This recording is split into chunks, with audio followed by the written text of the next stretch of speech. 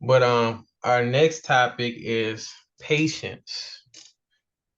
I'm pretty you we pretty much both know what that is. What's patience to you, you know, in your words? Mm,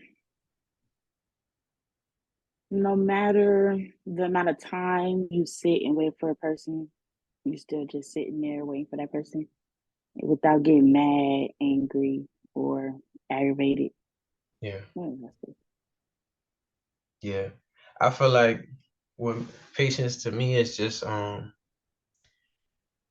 of what you said and really just having that inner peace.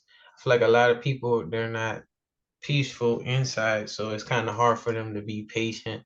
They feel like it was a time where I kind of feel like I had to move really fast and stuff, but once people always tell me like you're young and stuff, like you Mm, still got time.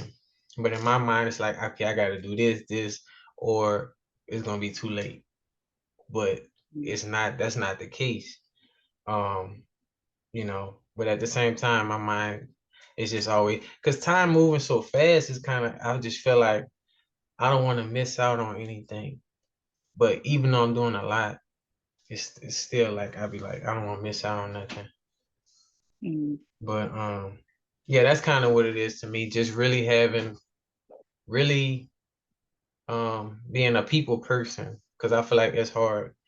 A lot of people don't like to deal with people nonsense or wait on people or wait on responses or Mm. anything, like that. So yeah.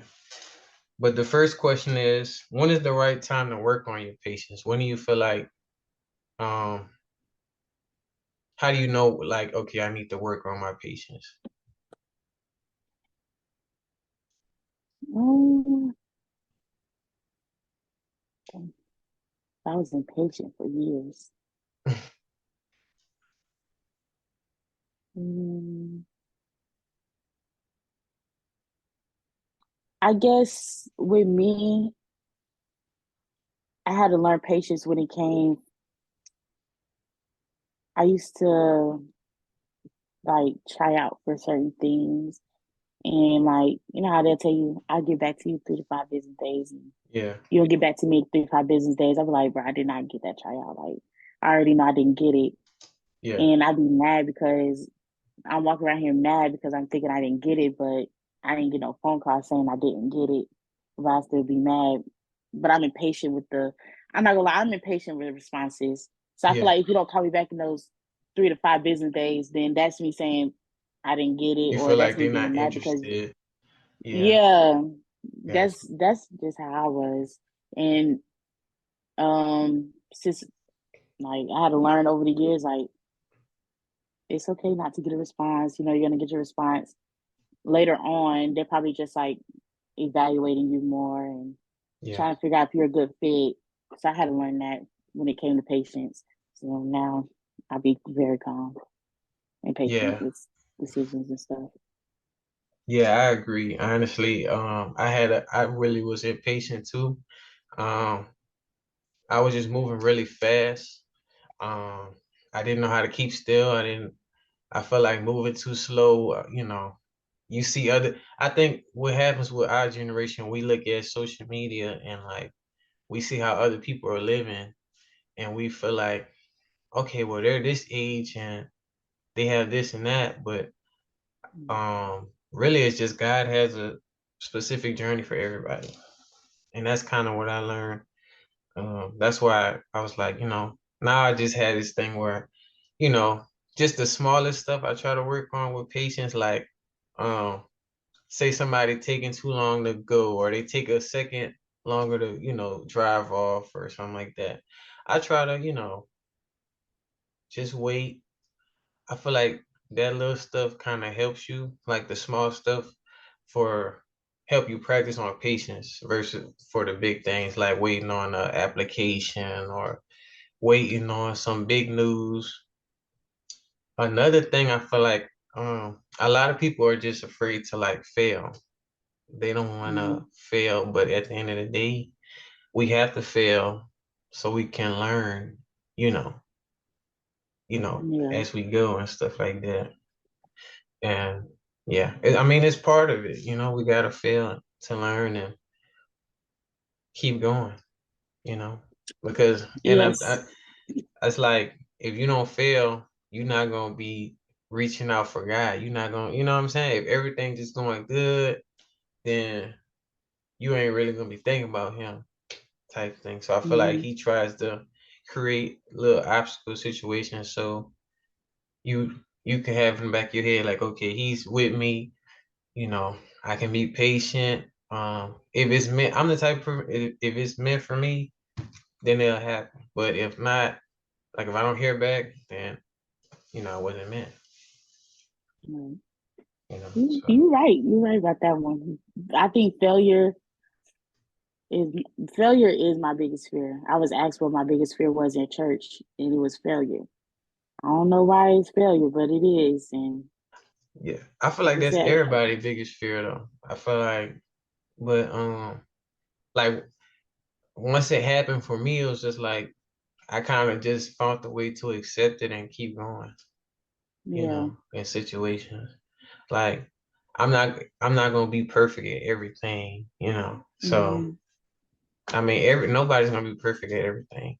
So that's kind of what I kept on the back of my head. Like as long as I don't give up, you know, and then I really didn't fail, to be honest. I just need to work on that area. Right. So yeah. The second question was, what does being patient bring more of? Like say you've been working on your patience. What do you feel like once you got to a certain level where you can be patient and you kind of feel better about yourself? Like, what do you feel like that bring more of? Um, Opportunities. Yeah, Bring more opportunities. I Um, agree. I agree.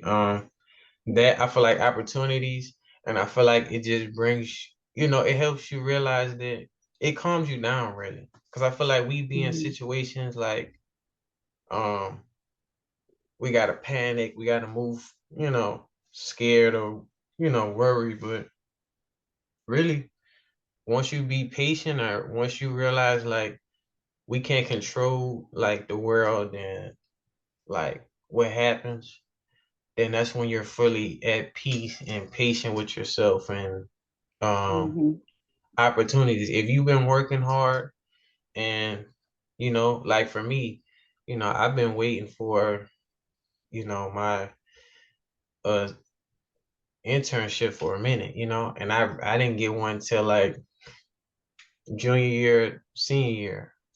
So I really had to be patient and realize like it was levels to, right. my journey and stuff. So I feel like that's how you know when it just brings you more peace and helps you realize like, you know, it's just your time's coming, it just Mhm. might not be your time yet. So yeah.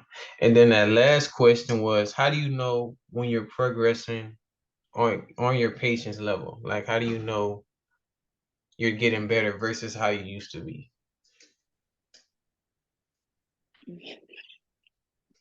Or if like Um, an example, you could take us back, like how you was before. um, I gotta think about that one. Because I'm not gonna lie, I'm still impatient about some things.